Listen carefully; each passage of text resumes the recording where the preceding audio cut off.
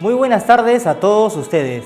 Hoy hablaremos en Selva Oscura sobre los sistemas económicos que diseñaron en el último siglo el modus vivendi de los hombres en materia económica. Nos referimos al capitalismo y al socialismo. Los padres de las economías de izquierda y de derecha prometieron al hombre del siglo XX, cada uno a su manera, que la llamada sociedad del desarrollo o la sociedad del bienestar sería la recompensa para todos aquellos que pusieran su confianza en ellos. Estos padres prometieron a sus fieles la creación de un paraíso en la tierra, es decir, un Edén construido por el mismo hombre. Sin embargo, la historia nos dice que a pesar de la buena voluntad de aquellos iluminados, el reino del hombre sigue siendo una utopía, un ideal irrealizable, o al menos posible solo para unos pocos, que luego de conseguirlo han dejado a los demás hombres olvidados en una multiplicidad de males sociales. Por un lado, salta a la vista que el sistema capitalista edifica la vida socioeconómica a partir del consumo, relegando al olvido a todos aquellos que no pueden ingresar por la puerta ancha del materialismo. Un pórtico con un letrero escrito: el que ingrese por aquí, abandone toda fraternidad.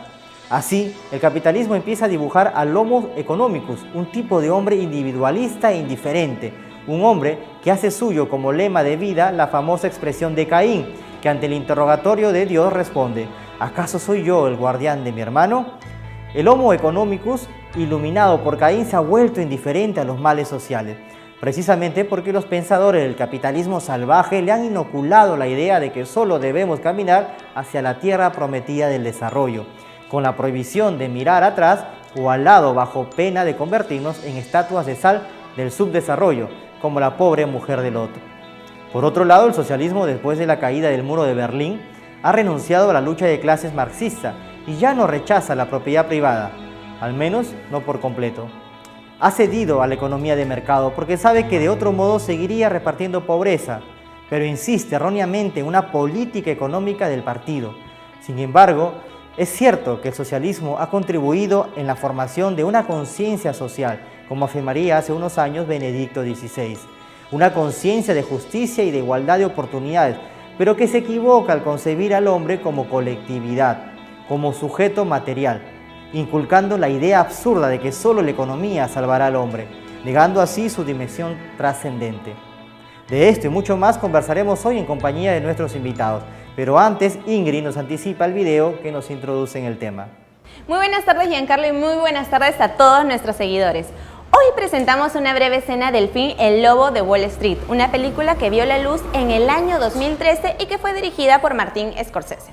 El guión estuvo a cargo de Terence Winter y fue protagonizada por Leonardo DiCaprio, quien fue nominado al Oscar como Mejor Actor. La película cuenta la historia de un agente de bolsa de Nueva York, interpretado por DiCaprio, que pasa de las acciones especulativas al lanzamiento indiscriminado de empresas en bolsa. En la escena que vamos a presentar, veremos cómo Jordan Belfort, DiCaprio, engaña descaradamente a un hombre para vender acciones que en definitiva no tienen el valor que él les atribuye. De inmediato los dejamos en compañía de esta interesante escena. Hola John, ¿cómo te va hoy? Enviaste una carta a mi compañía hace unas semanas para pedir información sobre acciones de mucho potencial de crecimiento y de muy bajo riesgo. ¿Lo recuerdas? Sí, creo que envié algo así. Grandioso. Bueno, la razón de mi llamada, John, es que algo me llamó la atención, John. Tal vez sea lo mejor que he visto en los últimos 6 meses. Si tienes un minuto, me gustaría compartir esa idea. ¿Tienes un minuto? El nombre de la compañía es Aerotime International. Es una empresa innovadora de alta tecnología en la zona rural del país que espera la inminente aprobación de una patente para radares de detección de nueva generación que tienen usos tanto militares así como civiles. Ahora, en este momento, John, el intercambio de acciones en el mercado extrabursátil es de 10 centavos. Y por cierto, John, nuestros analistas indican que podría subir mucho más. Tus ganancias por una inversión de $6,000 podrían ser de hasta $60,000. ¿En serio? ¿Eso cuesta mi hipoteca? Exacto, podrías pagar tu hipoteca. ¿Estas acciones pagarán mi casa? John, puedo prometerte una cosa, aún en este mercado. Es que nunca le pido a mis clientes que me juzguen por mis éxitos, sino que me juzguen por mis fracasos, porque son muy pocos. Y en el caso de Aerotime, basándonos en todos los factores técnicos, John, creo que le pegarías al gordo. De acuerdo, hagámoslo. Invertiré $4,000. 4,000 serían 40,000, John. Déjame cerrar esa compra y mi secretaria se comunicará contigo para confirmar la cifra exacta. ¿Suena bien, John? Sí, suena bien. Bien. Oye, John, gracias por tu voto de confianza. Y bienvenido a Investor Sí, Center. muchas gracias, amigo. Gracias. Adiós. ¿Cómo chingados lo haces? Así de fácil gané $2,000. Todos me veían como si acabara de descubrir el fuego. ¡Vuelvan a trabajar! Bien, mucho mejor. Estaba vendiéndole basura a recolectores de basura, ganando grandes cantidades de efectivo. El único problema será no haber comprado más. Les estaba vendiendo humo. Pero como yo lo veía, su dinero estaba mejor en mis bolsillos. Yo sabía cómo gastarlo mejor.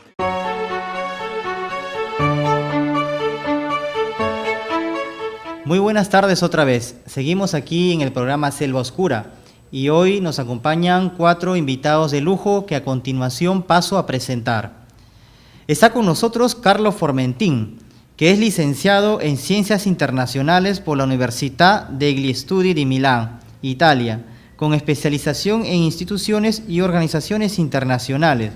Ha obtenido el máster en Public Governance and Management por la Universidad Católica del Sacro Cuore de Milán. Actualmente desempeña el cargo de responsable académico de la unidad de posgrado de la Universidad Católica Sede Sapiense. Tiene experiencia en gestión por su labor como gerente general de la empresa REA SRL. Ha realizado la traducción del italiano al español del libro Economía Social de Mercado del profesor Flavio Felice y del libro Autismo, Nutrición y Conducta por la ONG Actitud de Lima. Muchas gracias, Carlos, por estar aquí. Y espero de poder aportar a ese debate con mi presencia. De seguro que sí, así será.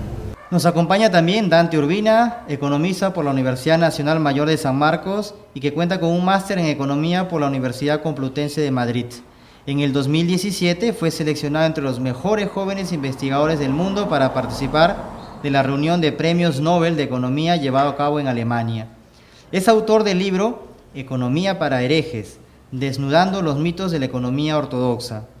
Ha dado múltiples conferencias en diferentes universidades del Perú, así como en España y en Alemania, y tiene varios artículos publicados en el Diario de Economía Política de la India y en el volumen académico Sistema Monetario Internacional, Pasado, Presente y Futuro. Gestiona un canal de YouTube que bordea las 400.000 visitas y una página web que supera las 200.000. Es miembro honorario de la asociación Nuestra América Göttingen de Alemania y miembro del Consejo de Redacción de la Asociación Economía Crítica y Crítica a la Economía de España y del portal Público GT de Guatemala. Catedrático en diferentes materias económicas en diferentes universidades del país. Gracias, Dante, por estar aquí con nosotros. Muchas gracias por la invitación y bueno, espero contribuir en esta discusión, en este diálogo, porque es absolutamente necesario unir la economía, los valores y la fe. Muchas gracias, así será también. Está también con nosotros el profesor William Muñoz, que es profesor asociado de la Universidad Católica Sede Sapiense, un incansable investigador que ha publicado decenas de artículos, o podemos decir ya cientos, y lo ha hecho para instituciones a nivel mundial y por encargo de la Comisión Europea, la Comunidad de Madrid, del Ministerio de Relaciones Exteriores de Italia, entre tantos otros. Lleva sobre sus espaldas una gran experiencia en dirección de proyectos a nivel nacional e internacional y tiene en su haber múltiples estudios en administración de negocios, dirección de proyectos, buen gobierno, políticas públicas y más. Es economista por la Universidad de Lima y cuenta también con una maestría en administración en ESAM y un MBA con especialización en finanzas y comercio internacional por la Università degli Studi di Génova, Italia. Profesor Muñoz, es un honor tenerlo esta tarde con nosotros. Muchas gracias por la invitación y espero también contribuir. Muy bien. Y cierra este brillante cuarteto el profesor Iván Figueroa, quien es actualmente también economista senior de la Dirección General de Formación Profesional y Capacitación Laboral del Ministerio de Trabajo y Promoción del Empleo. Anteriormente trabajó en el Ministerio de Desarrollo e Inclusión Social y participa en grupos de trabajos interdisciplinarios en el marco de los compromisos asumidos por el Perú con la Organización para la Cooperación y el Desarrollo Económico, por sus siglas OCDE, como por ejemplo Skill Strategy. y el Programa para la Evaluación Internacional de las Competencias de Adultos.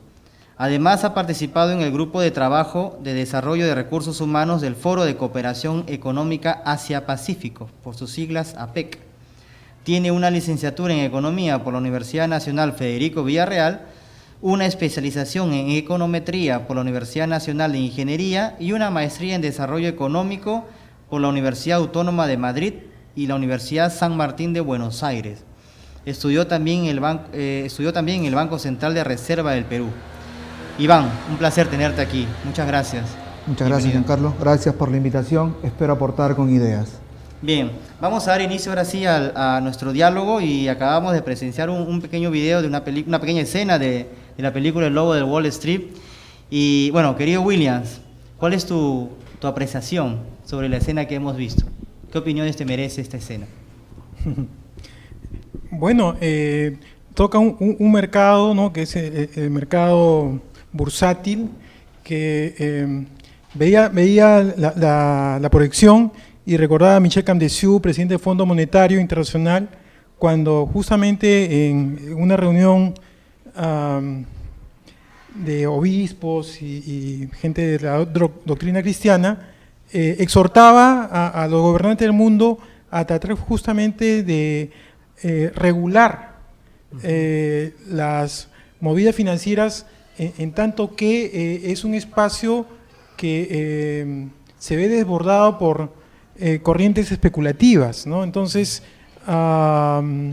justamente vamos a hablar hoy en compañía de estos colegas expertos de aspectos de la buena economía, ¿no? Y considero de que los mercados son útiles y buenos asignadores de los recursos limitados, ¿no?, en tanto que al surgimiento de fallas como acontecen en el mercado de las bolsas, pudieran existir reguladores o mecanismos contingentes que justamente cautelen los beneficios de aquellos pequeños inversionistas o de las personas con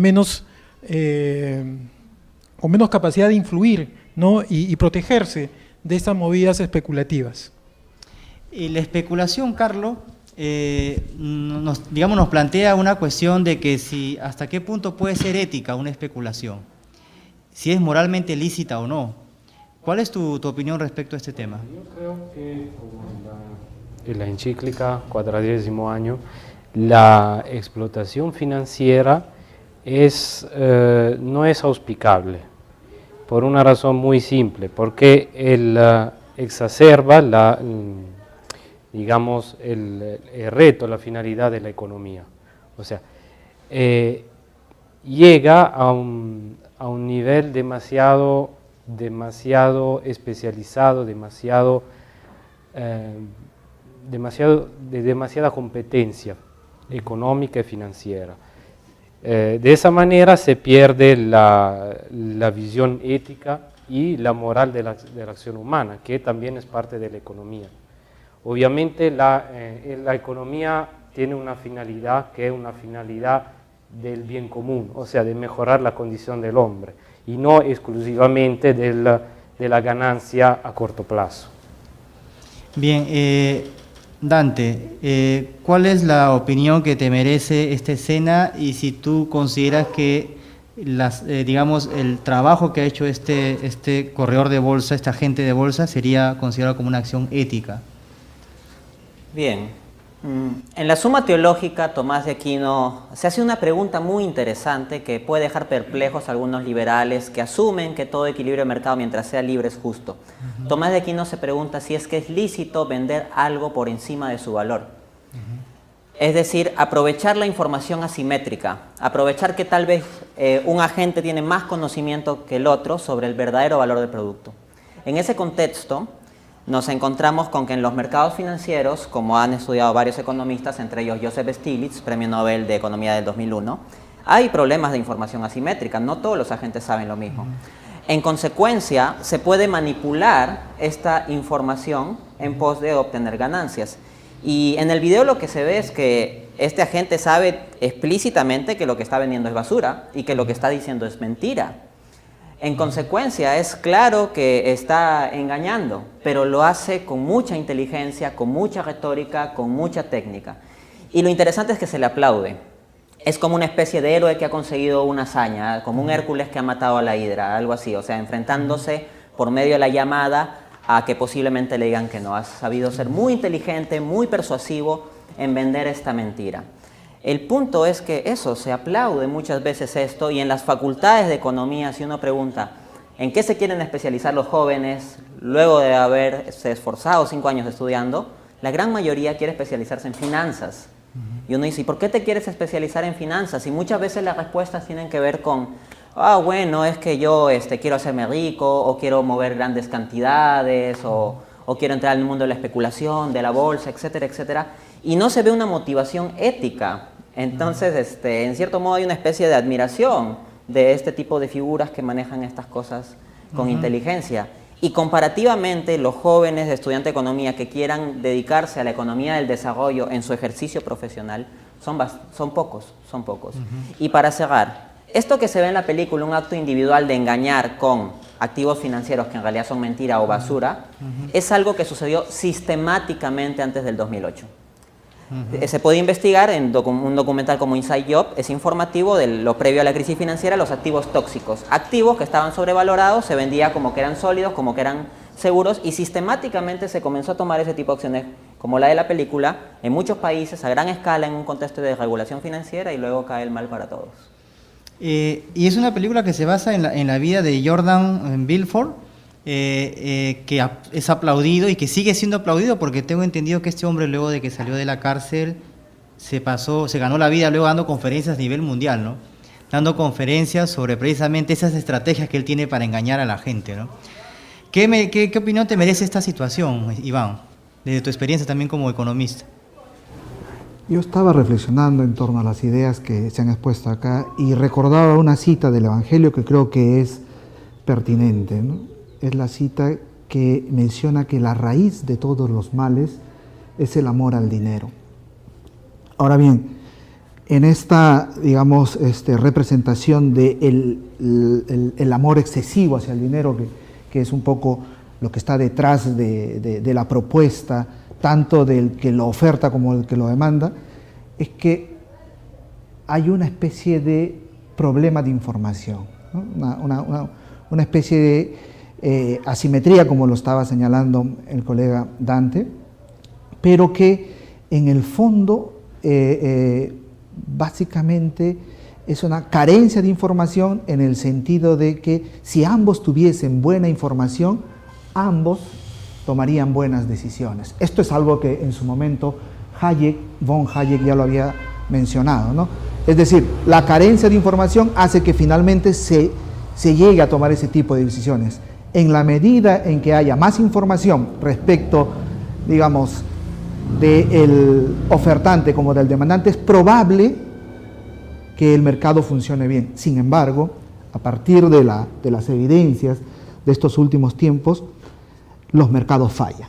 Es evidente que es necesario, por lo tanto, implementar algún tipo de regulación frente a la falla de los mercados. Lo que no implica que haya un actor que no falle. Es decir, típicamente ha existido la dicotomía entre Estado y mercado, suponiendo que ambos no fallan. Desde mi experiencia, yo en este momento trabajo en el Estado, también el Estado falla. Es decir, falla el Estado, falla el mercado.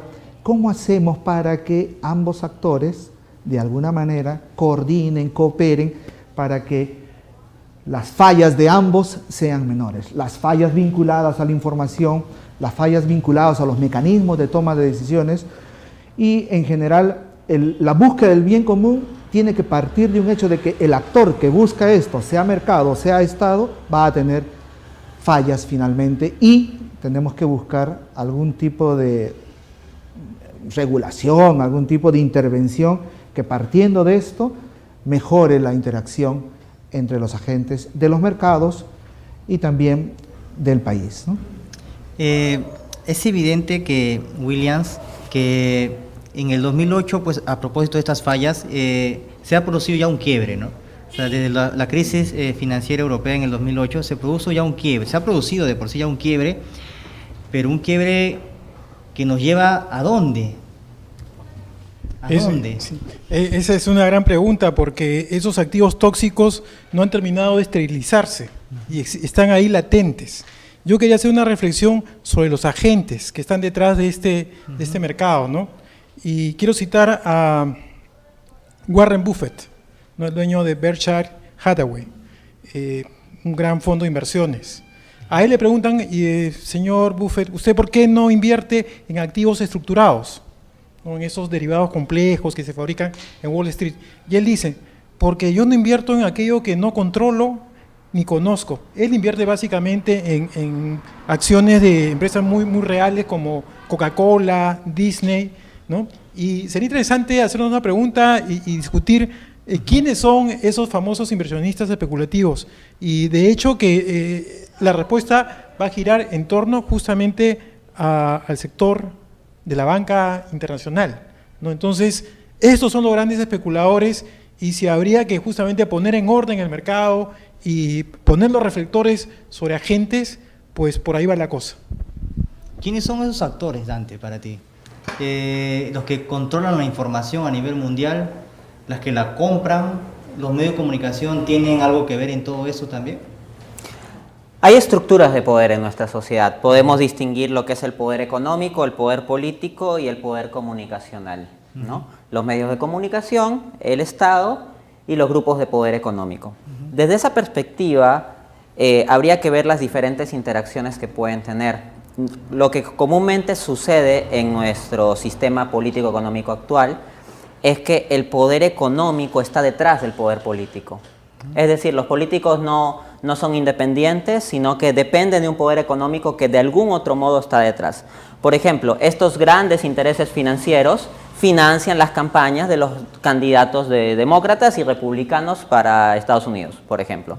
Entonces, gane uno o gane el otro, de todas maneras tiene deuda para con ciertos sectores de poder económico.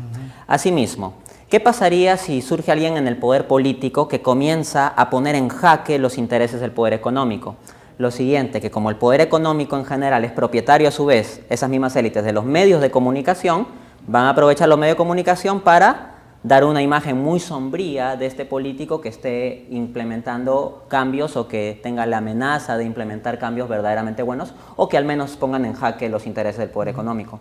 Desde esa perspectiva, lo que diría es que en general el poder económico está detrás del poder político y a su vez, como medio de control, tiene el poder comunicacional. Si hay un poder político que no se porta bien con el poder económico hará que el poder comunicacional le dé ahí, ¿no? Sus golpes. ¿Y por qué esto funciona en un sistema democrático? Porque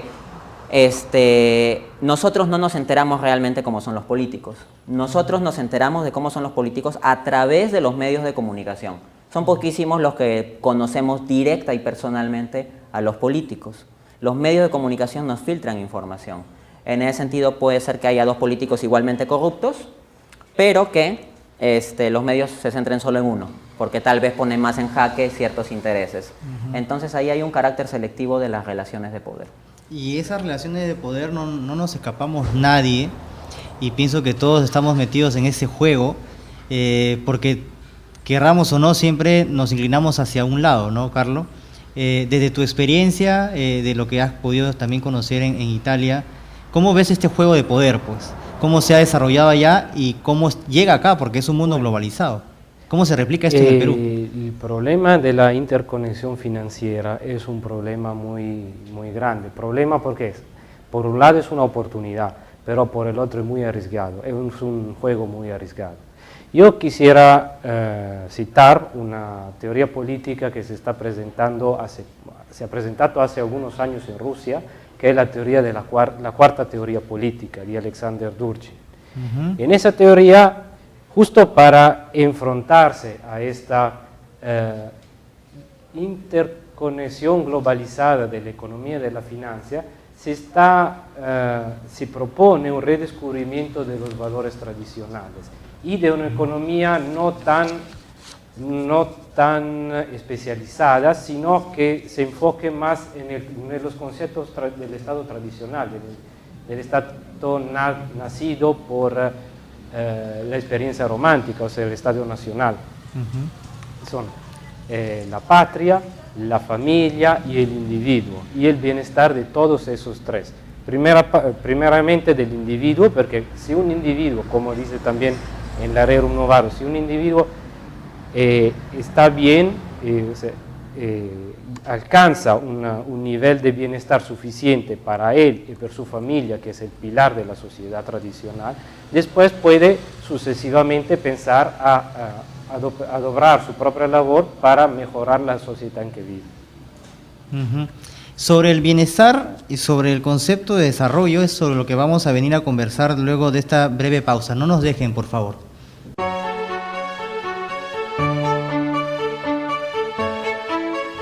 Queridos espectadores, muchas gracias por seguir aquí con nosotros. De inmediato damos pase a Ingrid, que nos introduce en el tema. Hace aproximadamente 90 años, el Papa Pío XI alertaba en su encíclica Quadragesimo Anno que se volvía necesaria una restauración del orden social, debido a que los sistemas económicos como el capitalismo y el socialismo empezaban a deformar la vida económica de las naciones. El Papa condena el afán de lucro y la ley de la oferta-demanda descontrolada promovida por el capitalismo, pero también condena al socialismo por su concepción material del hombre y la visión inmanentista de la vida social. Ambos sistemas no han llegado a nuestro siglo químicamente puros, han sufrido algunas mutaciones, pero con las mismas raíces. Por un lado, el sistema económico socialista sigue su pugna por imponer una administración colectiva de los medios de producción, una administración de carácter estatal que no ha sabido liderar una verdadera justicia distributiva. Y por otro lado, el capitalismo, luego de triunfar como modelo económico, hizo posible que muchas naciones pudieran alcanzar el desarrollo hasta que dichas sociedades de altos consumos de masas colapsó y trajo a una crisis económica financiera. Ante eso nos preguntamos, ¿hemos entendido qué cosa es la economía? ¿Qué podemos valorar de ambos sistemas? No obstante, ¿qué errores han esparcido en la vida económica social dichos sistemas? Podemos asegurar que existe detrás de todo esto una antropología equivocada, es decir, una visión desordenada de lo que es verdaderamente el hombre. Seguramente esta tarde nuestros invitados tienen la respuesta. Muchas gracias, Ingrid. Dante, hay que empezar primero definiendo qué es economía. ¿Qué es economía para ti? ¿Cómo la entiendes ahora en el siglo XXI a la economía? ¿Y qué vicios más bien encuentras en sus definiciones, digamos, más comerciales, ¿no? Bien. Una definición genérica que se suele manejar de economía es que la economía se refiere al estudio de cómo las sociedades administran sus recursos, que son escasos, para satisfacer las necesidades humanas, ¿no? Es importante mencionar que en el inglés hay una distinción que permite la claridad, que es la siguiente. Hay un término que es economics, que sirve para referirse a la teoría económica o a la economía como ciencia o como saber científico. En ese sentido se habla de una faculty of economics, o sea, una facultad donde se estudia economía. Pero hay otra palabra que es economy, que se refiere a la economía como fenómeno fáctico, real. Como cuando hablamos de la economía peruana o en los periódicos leemos la economía creció en 3%. No se refiere a que la teoría económica o la ciencia económica creció 3%, sino a la economía como fenómeno fáctico. Entonces habría que hacer esa distinción, ¿no? Si estamos hablando de lo uno o de lo otro. Pero en ambos lados considero que hay muy serios problemas. En el caso de la economics, en el enfoque convencional que se maneja de la economía, considero que hay demasiados puntos equivocados. Sería difícil resumirlo porque el hecho es que he escrito un libro entero, como de 300 páginas sobre el tema, con el que me presentaron Economía para herejes, que es un libro de crítica frontal a la teoría económica convencional. De otro lado, sobre la economy, sobre la economía como realidad fáctica, hemos hablado recientemente de la crisis de 2008, que hay un conjunto de actitudes que están detrás de un conjunto de dinámicas, de problemas, de aprovechamientos, de mentira sistemática. Bien, en ese sentido puede decirse que encontramos en nuestro sistema lo que Juan Pablo II llamaba estructuras de pecado, o sea, que el pecado es una parte intrínseca de la forma en que el sistema funciona. El egoísmo, el aprovechamiento de las asimetrías de información o del poder de mercado no es que sea un sistema esencialmente bueno, donde las cosas son esencialmente buenas y esencialmente funcionan bien, y hay una por ahí que otra persona que cometen pecados, pero son cosas excepcionales en el sistema. No, lo que encontramos es que sistemáticamente esto conforma la dinámica y estructura del sistema. El gran economista John Maynard Keynes decía explícitamente que había dos grandes móviles del capitalismo, el miedo y la codicia. Si leemos la tradición agustiniana, el valor cristiano fundamental es el amor, y lo que Agustín decía que era el opuesto al amor es el miedo, el temor.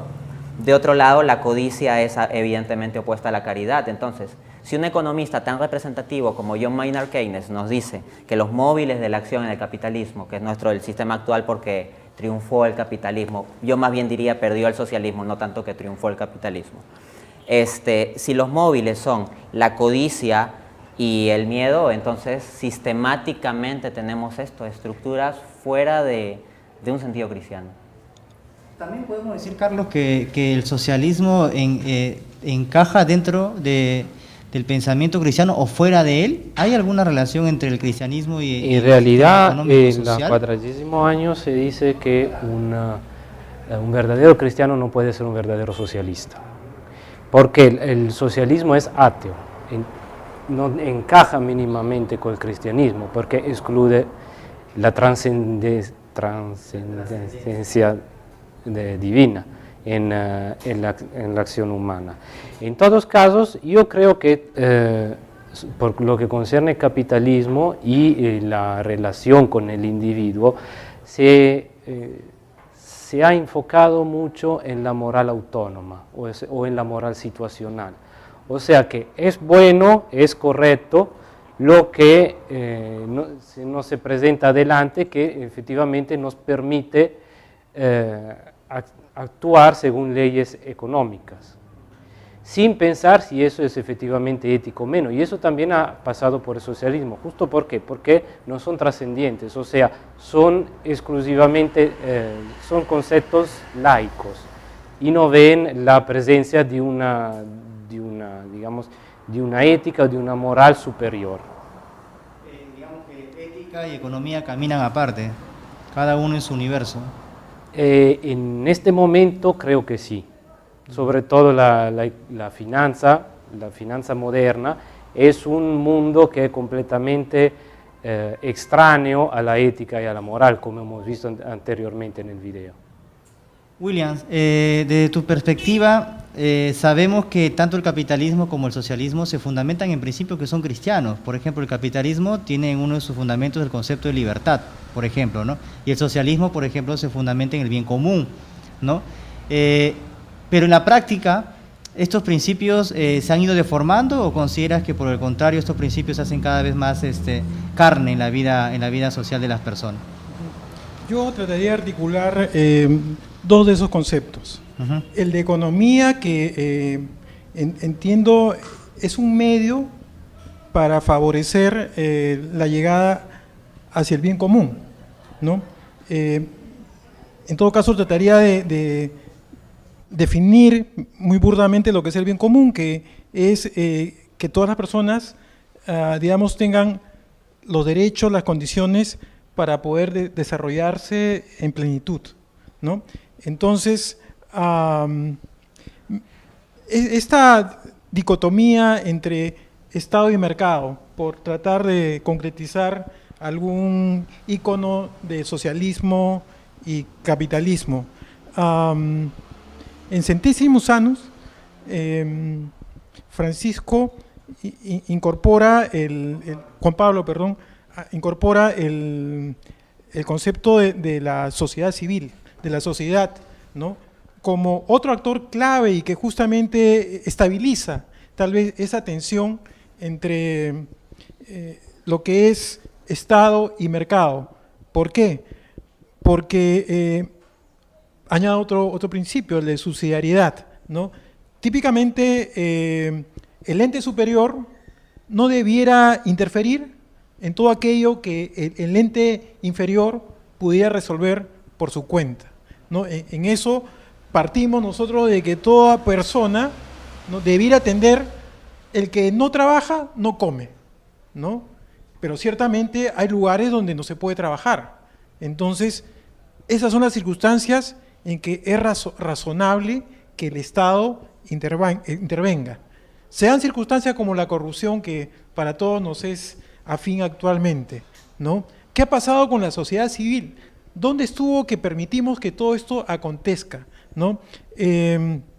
Conversábamos acerca de Tomás Moro y la isla Utopía, conversábamos de el inglés de las cooperativas, que hablaba de New Harmony, Bowen, ¿no? Conversábamos también sobre Bill Gates y su Smart City, ¿no? Todos tenemos una visión de ciudad ideal, ¿no? Donde justamente interactúen bien estos tres actores, el Estado, el mercado y la sociedad, ¿no? Incluso en esta última película de la Pantera Negra se muestra Wakanda, ¿no? Una ciudad pues súper tecnológica en el corazón del África, porque creo que todo hombre aspira a vivir en una sociedad que satisfaga sus necesidades y en extenso uno no puede realizarse si sus vecinos, si sus amigos no se realizan, ¿no? Yo creo que esa tal vez sea la visión, ¿no? Y el recorrido hacia ese bien común, ¿no? En el cual la economía podría jugar un rol, digamos, facilitador para que los recursos y sobre todo las instituciones se desarrollen y maduren, porque, digamos, las vigas, las columnas para que la economía sea útil es el nivel o calidad institucional. Cierro mi participación simplemente recordando que en el último ranking, el índice global de competitividad, una de las cosas en las que Perú está peor es en la calidad institucional, ¿no? Entonces, ¿por qué hay tanta corrupción? ¿Por qué hay baja productividad? ¿No? ¿Por qué hay informalidad? ¿No? Una respuesta a todo esto es nuestra calidad institucional. La corrupción tiene sus raíces también en el comportamiento ético de las personas, porque quizás sería muy fácil decir que quizás en la década del 90 heredó a la posteridad pues toda una superestructura, bueno, todas las estructuras habidas y por haber contaminadas por la corrupción, algo de lo que nos va a costar mucho limpiarnos, ¿no? Y va a costar décadas quizás. Y tú, Iván, identificas que en estos sistemas económicos vigentes todavía hay una concepción de hombre. ¿Qué es lo que hace que estos sistemas funcionen así? ¿Se inspiran en una visión de hombre? Sí, en el lado del capitalismo me queda más claro de que la concepción que está detrás del hombre es lo que Milton Friedman decía, que es el hombre libre, ¿no? Claro, esto es desde la perspectiva de la economía, es decir, el hombre libre que toma decisiones por un lado de consumo, el hombre libre que toma decisiones por otro lado de inversión, y por lo tanto, en la medida en que sepamos dejar actuar esa libertad, el sistema en general produciría buenos resultados. Esa es la visión que yo tengo de la perspectiva económica del capitalismo, ¿no? Algo que se le pide también al tercer actor de esta ecuación, ¿no? Porque tenemos al sujeto que consume, que es el consumidor, tenemos al sujeto que invierte, que es el empresario, y por otro lado también tenemos al gobierno, que sería el tercer actor, al que también se le exige de alguna manera se le pide que deje en libertad de acción al consumidor y al inversionista. La visión, por lo tanto, del capitalismo es una visión que implica, en la medida de lo posible, las menores distorsiones a la toma de decisiones de los consumidores, de los inversionistas y de las decisiones de gobierno. Sin embargo, estamos claros de que estos agentes, digamos así, son agentes que interactúan. El consumidor y el empresario y el gobierno están, digamos, de alguna manera vinculados, no son independientes, son interdependientes. Y por lo tanto, una visión, digamos, que alcance de alguna manera ver un estado mayor implicaría modificar los mecanismos a través de los cuales ellos toman decisiones. Es decir, el capitalismo bien entendido deja en libertad a los actores para que tomen decisiones, pero esas decisiones pueden de alguna manera estar erradas y por lo tanto tenemos que buscar algún tipo de diseño de política, en el sentido de que la política bien entendida es la ciencia de la toma de decisiones. Lo decía en su momento Aristóteles. ¿Cómo es que a través de algún dispositivo político yo mejoro esa toma de decisiones de los consumidores, de los empresarios y también de los gobiernos? Ese dispositivo de política para mí es el dispositivo que hace que una sociedad sea desarrollada. Y por lo tanto puedo definir por el lado del capitalismo que una sociedad desarrollada modifica la toma de decisiones que son perversas para el bien común. Por ejemplo, en el caso de los consumidores, aquellas decisiones de los consumidores que dañan el medio ambiente. Consumidores que sin un, digamos, control claro de aquello que están consumiendo y que ese consumo luego implica un daño al medio ambiente.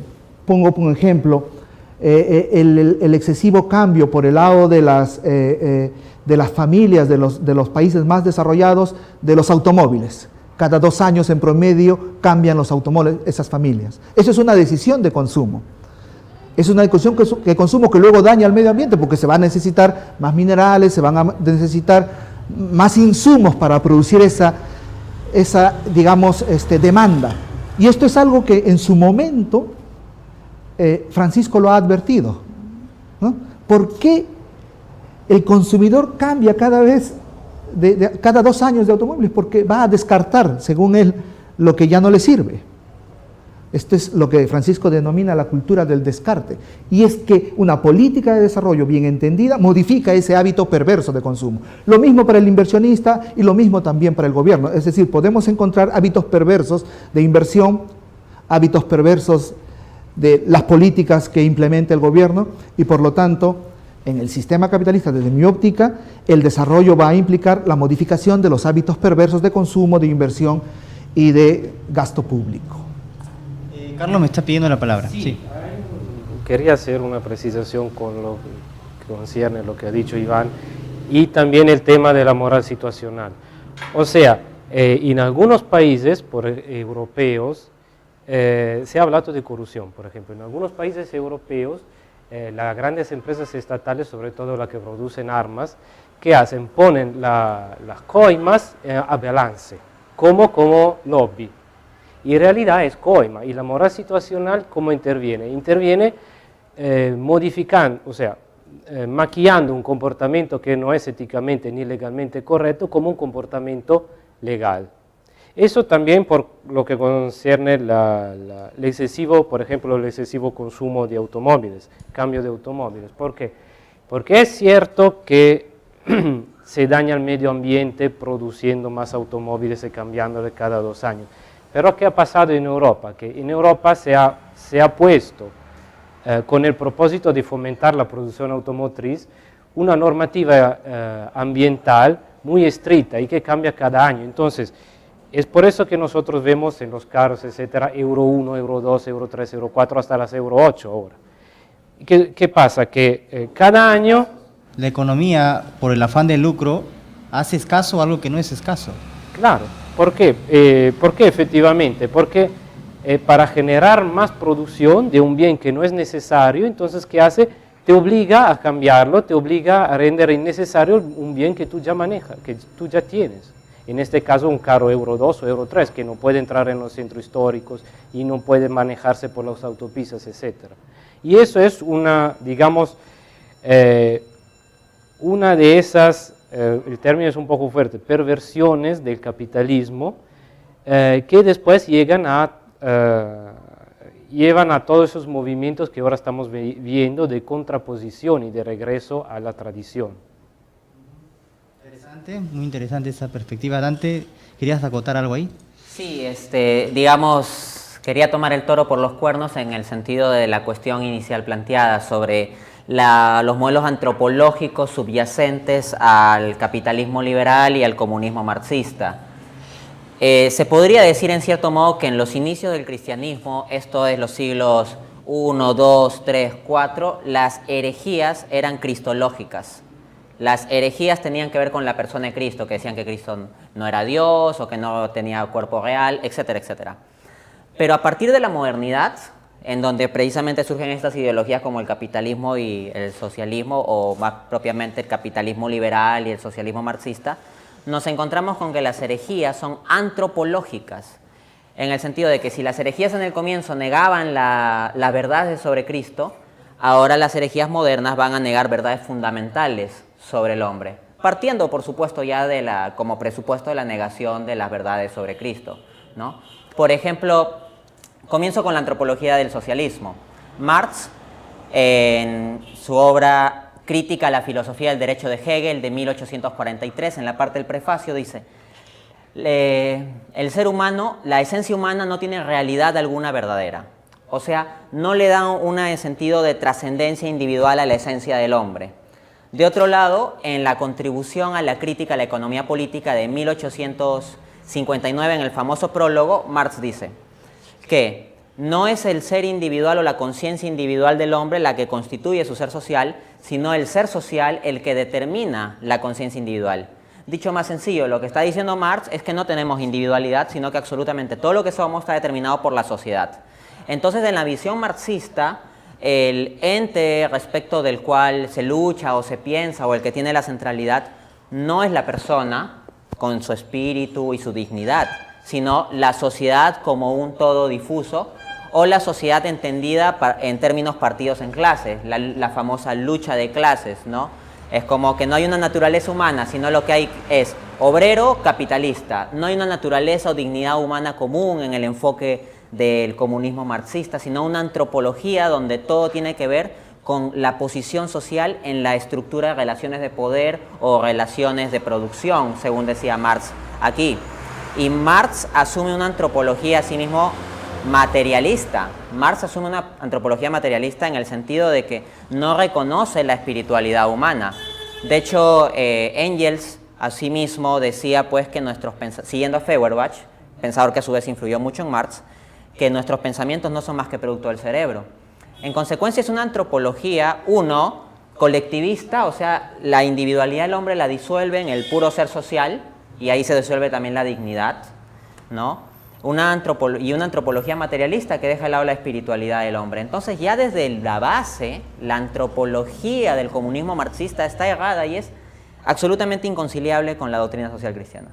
De otro lado, para resumir muy brevemente, la antropología subyacente al capitalismo liberal es lo que se ha llamado homo economicus, el hombre económico, que básicamente es una concepción de hombre en que el ser humano es alguien individualista, racional y egoísta, ¿no? Desde esa perspectiva, por ejemplo, ya tenemos que Adam Smith, el padre de la economía y en cierto modo el padre de esta ideología del capitalismo, decía en su famosa obra La riqueza de las naciones de 1776, parte 1, capítulo 2, que el panadero, el cervecero, etcétera, no proveen los bienes en atención a las necesidades de las personas, sino por el cuidado de su propio interés. Entonces, una perspectiva egoísta. Y el mismo Smith, asimismo, en el libro 4, capítulo 2 de esta misma obra, va a decir que las acciones egoístas individuales, nuestras acciones puramente interesadas en nosotros mismos individuales, llevarán, como por una mano invisible, al bienestar social. Entonces, la antropología base que asume este capitalismo liberal es de un esquema de hombre individualista fundamentalmente preocupado por sí mismo, ¿no? En las antípodas, si el marxismo era colectivista, el capitalismo liberal es un enfoque individualista, y ambos temas son inconciliables con la doctrina cristiana que plantea la individualidad del hombre, pero en responsabilidad para con el prójimo y el mundo, y sobre todo Dios. Vamos con muy interesante lo que dice Dante, vamos con William y le damos la palabra a Carlos. Bueno, yo quisiera hablar de casos, ¿no? Por ejemplo, China. China supuestamente es supuestamente comunista, ¿no? Supuestamente. Sin embargo, China ha sacado pues a cientos de millones de chinos de la pobreza, y bueno, me da la impresión que como a regañadientas a un costo social elevado de muertos por parte de Mao, ¿no? Hoy cosechan ciertos dividendos que para muchos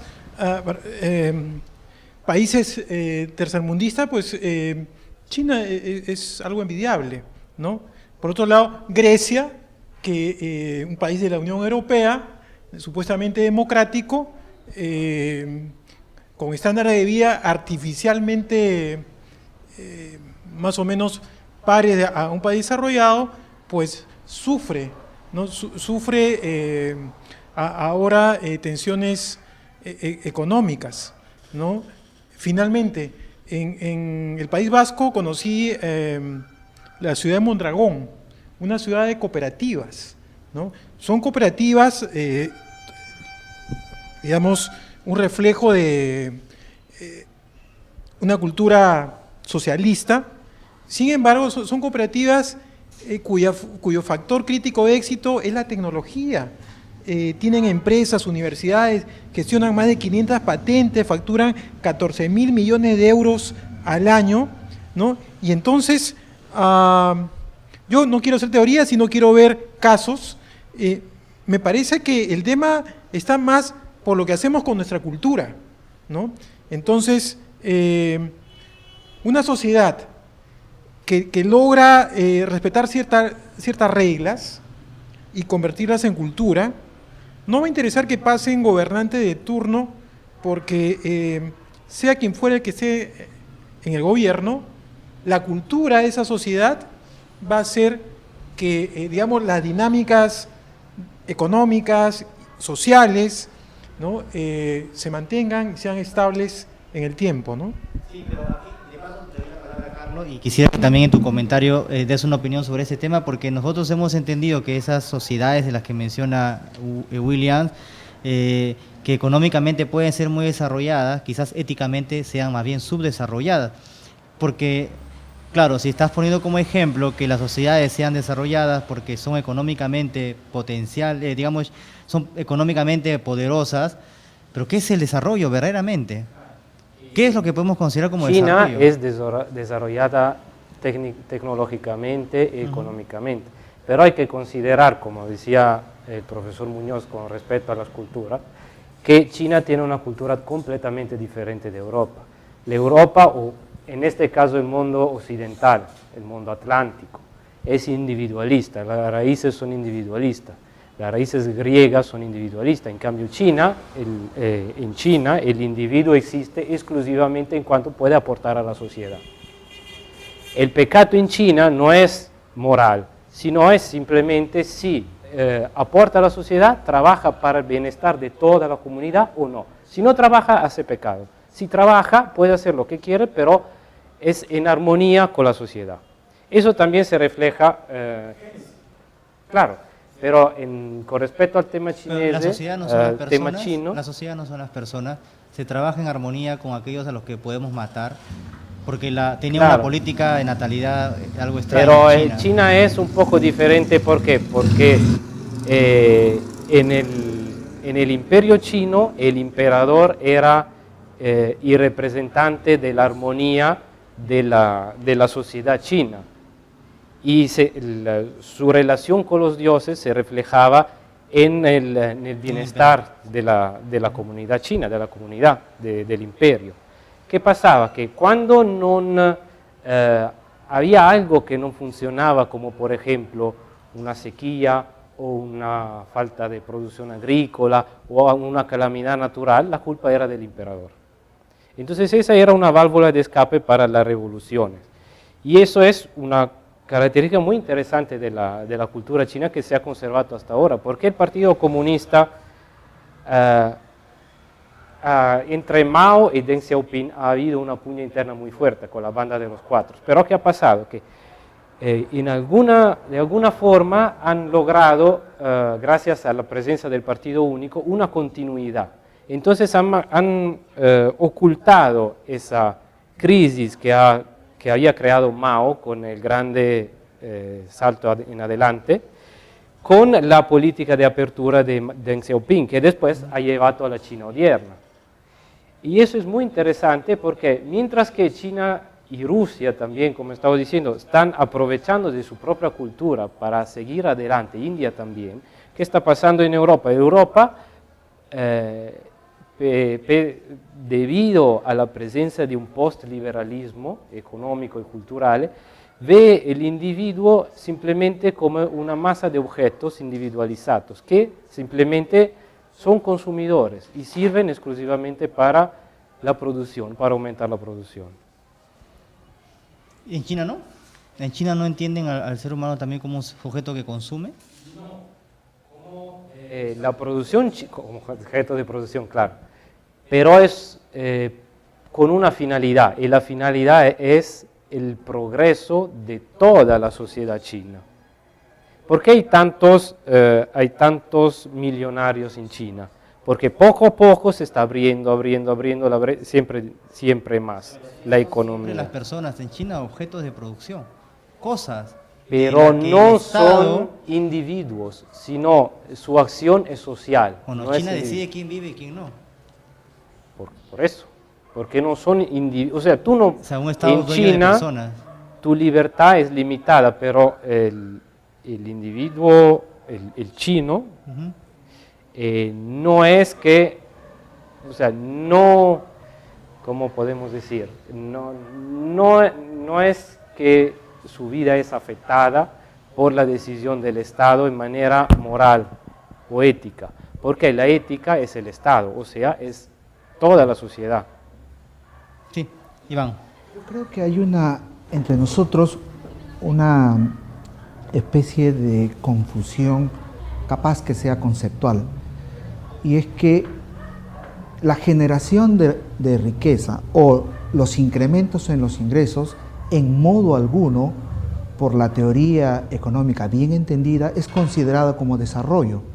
Se tiene todo una teorización sobre digamos, los elementos que están detrás del crecimiento económico y están muy vinculados a justamente eso que estamos hablando acá. Pero cuando hablamos de desarrollo estamos hablando de otro tema, totalmente distinto a los factores de producción y a los mecanismos a través de los cuales se genera, digamos, cambios en el ingreso de las personas. Eso está dentro de la categoría o aquello que los sociólogos denominan el constructo, digamos, del ingreso, ¿no? O sea, es una idea que tenemos. Iván, te pediría que nos lo definas y nos des un ejemplo. Perfecto, ¿no? Desde la perspectiva de la economía, y en esto quiero apoyarme fundamentalmente en Manfred Max Neef, un teórico del desarrollo, profesor de la Universidad Bio Bio en Santiago. Él escribe un libro muy famoso que es denominado El desarrollo a escala humana. Y el profesor señala que el desarrollo implica las modificaciones el desarrollo implica un cambio, pero un cambio en los mecanismos a través de los cuales toman decisiones las familias, las empresas y el gobierno. Esa es la definición, digamos, que yo entiendo de desarrollo. Y apoyado en la perspectiva de Max Neef, profesor bastante leído, dicho sea de paso, por las escuelas en las que se habla bastante de desarrollo, distinguiendo de lo que la economía convencional denomina crecimiento, ¿no? Y teorías del crecimiento. Bueno, tenemos pocos segundos y con eso terminaremos pues el programa. Seguro dará pie para hacer una segunda versión del programa, porque ya no nos ha alcanzado mucho el tiempo, pero sí, te damos unos segundos para terminar. Listo. La visión de Amartya Sen, Premio Nobel de Economía de 1998, es que la pobreza no debe entenderse fundamentalmente como privación de bienes, sino como privación de capacidades. Cuando las personas no encuentran las oportunidades de desarrollar sus planes libres. Y en este sentido se contempla el desarrollo desde la educación, los valores, la participación civil, no meramente un asunto de mercancías, sino de personas. Y ese es un enfoque perfectamente compatible con el cristianismo que la fe debe iluminar. Bien, muchas gracias por haber estado con nosotros. Esperemos tener la oportunidad de volver a compartir tiempo con ustedes. Les agradecemos y bueno, hasta una nueva oportunidad. Ya volvemos.